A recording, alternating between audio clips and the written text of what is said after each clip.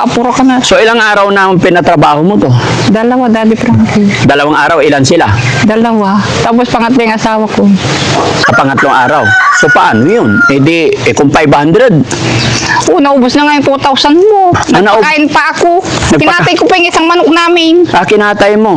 So, Tapos merienda pa. may merienda pa. Daddy Frankie. Para ako malakas silang mag-itak.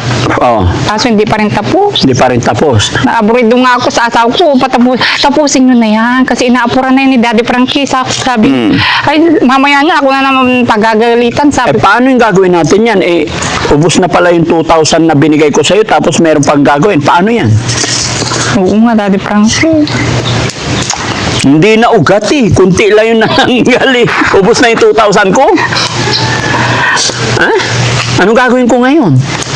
Kaya gusto ko hanggat maaari, bago matapos ang buwan na to, makapagpatayo man lang ako ng pader paikot kahit papano. May titirhan na si Kuya Oliver. Yun ang maraming salamat dati pa yung napatayo namin kayo napatayo nyo si Kuya Oliver kapag Kuya Oliver maraming salamat sa iyo. Marami ka na yata nainom na Gatorade Meron din Tanghalin dapat nag-Gatorade ka. Ayan mga kabarangay. Magandang hapon po sa atin lahat. Time check po 1:00 dahil pupuntahan natin si Nanay Ansing regarding po dun sa pagpapatayuan ng bahay ni Kuya Oliver.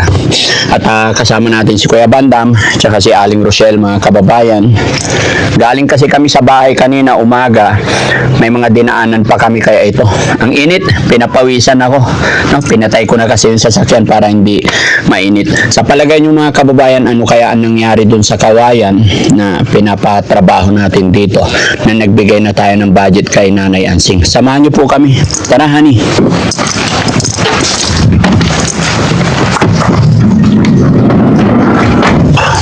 Let's go.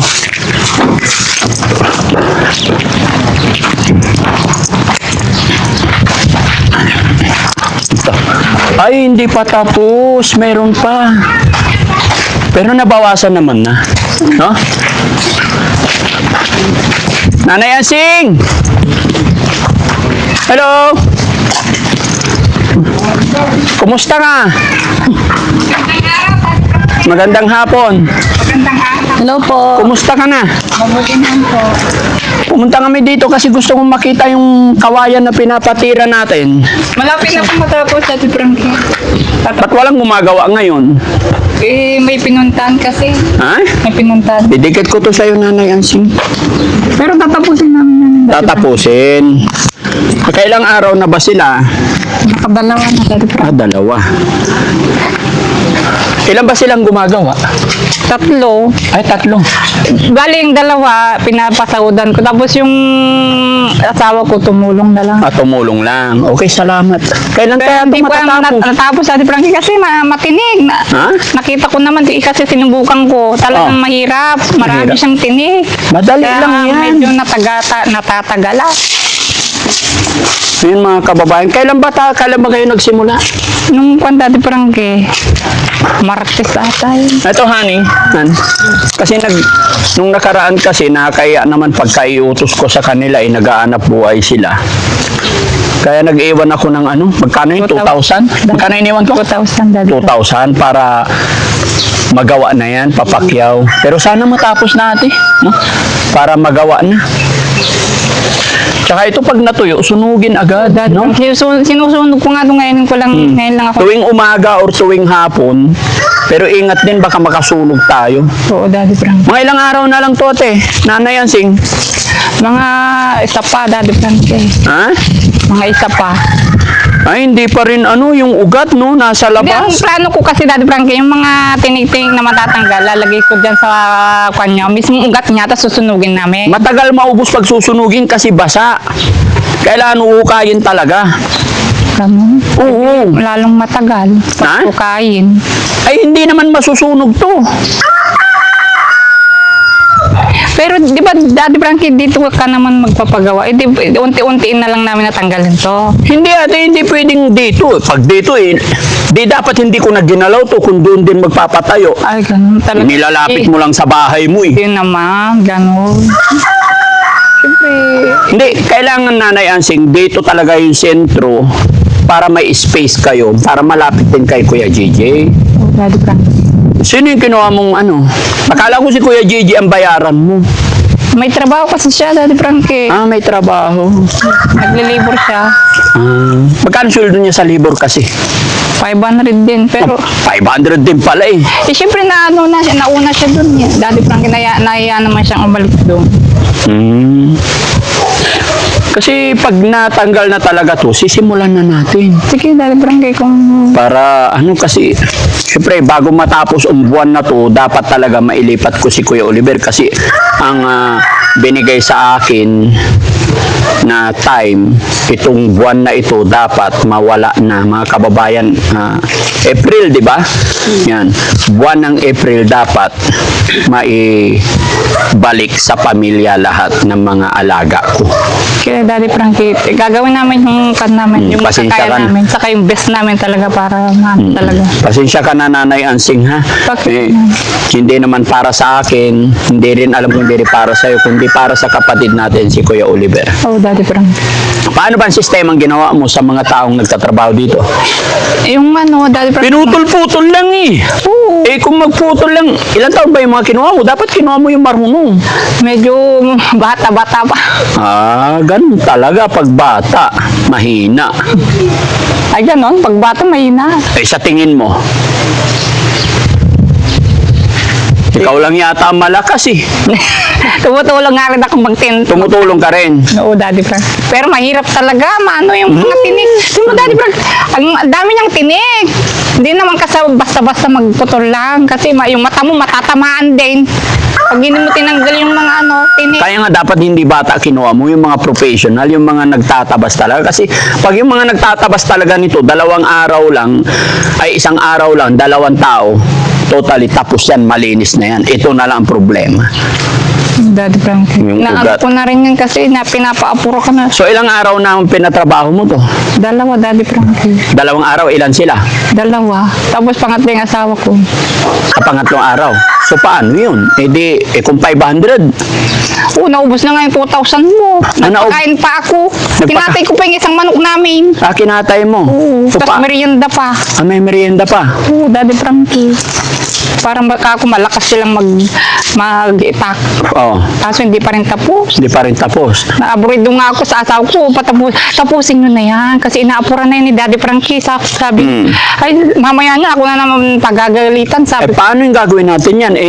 Ubus na pala yung 2,000 na binigay ko sa'yo, tapos meron pang gagawin. Paano yan? oo nga, Daddy Frankie. Hindi na ugat eh. Kunti lang yung nananggal eh. Ubus na yung 2,000 ko. Ha? Anong gagawin ko ngayon? Pati, ikaw, Daddy Frankie, kung di ba, Magkano pa pwede kong ibigay? ikaw, yung... Hindi, sabihin mo sa akin para walang problema. Mga magkano pa ulit para matapos to? Pati ito? Oo Napalagay mo. Mahirap ito, Daddy Frankie, yung ugat. Kaya nga. Baka naman di mabuti ng 2 linggo. Ay, hindi Kaya nga, kailangan. Magkano pa ang dapat kong ibigay? Sa tingin mo lang. Hindi ko masasabi. Kailangan magsabi ka. Daddy Frankie, kasi hindi ko naman alam yung... Kaya nga, kailangan magsabi ka. Kailangan magsabi ka, ate. Mga magkano pa dapat?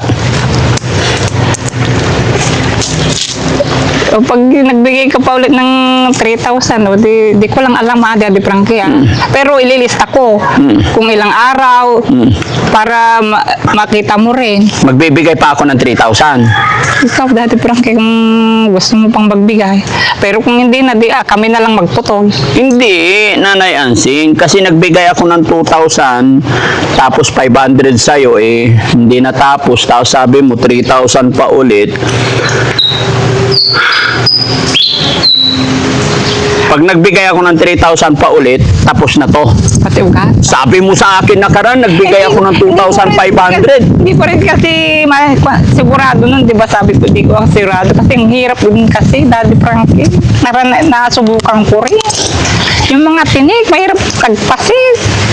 Ito mahirap mga kababayan pag na-tsempo kasi na yung pagtatayuan ng bahay. May puno ng kawayan. Mga magkano. Si Kuya JJ, Tumulong din siya, Daddy Frankie. Kaso, nakikipag-labor siya. oh, Daddy Frankie. Ay, naya na pala siya eh. Kuya JJ, Ay, Daddy Frankie. kumusta ka na? Daddy Frankie, Lasing yata. pinupudol ko naman yung napupudol ko yan. Daddy Frankie. Saan ka galing? May trabaho ka daw? Nagle-labor ka daw? Tangkaling tapat lasing. Ito lang ang tutok ko, Daddy Frankie. Ha? Dito lang ako nakatutok Dito ka nakatutok. sa pagpuputol ng Oo. kawayan. Talaga itong ano ko, Oo. para sa kapatid ko, di ba? Oo, salamat naman. Ito ang Hindi, nagbigay naman ako ng Kuya JJ. Nagbigay naman ako ng pambayad kay Ate Ansing na 2,000 para sabi ko maghanap siya ng magputol para pag naputol na, punta na kami ni Foreman dito para mag-order na ng materialis. Saan ka galing? ang ito na yung Nagle-labor ka daw doon? sa kabila na Ah, pero pupukusan ko ito. Pupukusan mo. Itong ano ko, para kay kapatid ko, Oliver. Salamat naman Kuya JJ. Kumusta ka naman? Ay, ito talaga, mabuti. Mainit. Doon tayo sa silong, guys. Doon tayo sa silong. Dito. Dito tayo. Mag-usap. Para ito, puputulong ko lahat yan. Oo, sana. Sana matapos ng Kuya JJ, putulin mo na kasi nagbigay na ako ng, yung unang usapan namin, nagbigay ako ng 2,500 Salamat, kay... Daddy Frankie, sa pumunta kayo dito. Yun, dito kayo sa pagkakataon, may kayo, yung kapatid kong si Oliver, may paggawa ng bahay. Oo, pag natapos na to, pero parang naka-Gatorade kaya taas. Ah, yun, Daddy Frankie, talaga. Saan ka nag-Gatorade? Walang ganun na rin. Pare.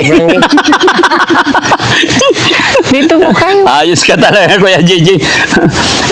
Hindi, ang sabi ko sa'yo, sana matapos na to. Pero magbibigay naman ako ng sweldo ng taong gagawa dito. Oo, Daddy Frankie. Tatapusin namin yan. Oh, sige, sa'yo ko na lang papakyaw, mga magkano ang babayad ko. Kasi nagbigay ako kay Nanay Ansing. Nanay Ansing, pahiram yung mic. Nagbigay ako kay Nanay Ansing ng 2,500. Para sa kanya yung 500, para sa empleyado yung 2,000. Ay, Tapos, tatapusin sige, ko. pasensya ako na. Tapos, Tatapusin ko magputol yan. Para ay tapos, alang-alang kay hindi, kapatid ko. makinig ka, Kuya JJ. Sorry guys, naka-Gatorade si tatay. Ang init. Yung unang usapan namin ni Nanay Ansing, sabi niya, 2,000, kukuha ng tao, 4 na araw kasi, tapos na yan, natumba na yan. Lahat. Kaya lang nagkulang daw, sabi niya ngayon, another 3,000. Baka mahirapan na naman siya pagdating ko. Hindi pa kaya, ikaw naman tatanungin ko para mapagsimulan na tayo. Mga magkano pa kaya ang pakyaw nito para matapos na? Ay, Daddy Frankie, mga 5,000 sorry yan. Itatanggalin namin yan. Para matanggal lahat. Mapatayon namin si kapatid ko Oliver. Malaking salamat yun. Baka nakapagtayo ng sa bahay. 5,000 pa pala to. Kaya-kayang ano yan? Kaya. Kaya-kayang tapusin yan. Tsaka sabi ko dapat susunugin para pag nasunog, natanggal yung dumi, madali nang tatabasin. Talaga hindi na barangay. Yun ang sitwasyon para matanggal lahat yan. Kasi Kuya JJ, sasabihin ko sa'yo honestly itong buwan na to, dapat maibalik ko na si Kuya Oliver sa inyo. Yun yung binigay sa akin. Itong month of April, bago matapos ang buwan na ito, dapat ma-turn over ko na lahat ng alaga ko. Kaya gusto ko hanggat maaari, bago matapos ang buwan na to, makapagpatayo man lang ako ng pader paikot kahit papano. May titirhan na si Kuya Oliver. Yun ang maraming salamat dati pa rin. Kung napatayo namin kayo, kung napatayo nyo si Kuya Oliver, kapatid ko Oliver, maraming salamat sa iyo. Marami ka na yata na inom na Gatorade Meron din. Tanghalin dapat nag-Gatorade ka. Hindi ko naman pandete pa rin. Yun ang Yan ang kailangan natin para ayos lang sa katawan. ano? Gatorade. Para sa ating katawan. Para sa katawan. Gatorade. Pag walang Gatorade, ano mangyari? Ba't ako wala naman akong Gatorade? Meron naman minsan, pagka may okasyon, birthday na anak ko, yung masaya ako, nagiinom ako 2 Sunmig, ganun. Pero nung binata ako, umiinom din ako. Pero ngayon, medyo may edad na. Sino ka inuman mo? Ay, nagsasarili. Gatorade naman yun. Gatorade. Ay, yung Gatorade, ganyan itsura mo. Gatorade naman yung ininom ko. Pero sabi ni, ito at Kuya, 5,000 pa, matitapos na to. Yun, talagang kailangan 5,000 nito. Ha? Oo, talaga matabas lahat ng kawan dati parang Oo tara doon tayo mainit. Nainitan na doon tayo sa silong doon. Ayun yun na yung tinanggal na kawayan Nanay Ansing. Oo, di ba? Pwede ring ibenta yan. Tara dito tayo Kuya Gigi. Si mainit. Ano yan mga kababayan, malaki pala yung gastos pagpatanggal ng kawayan. No?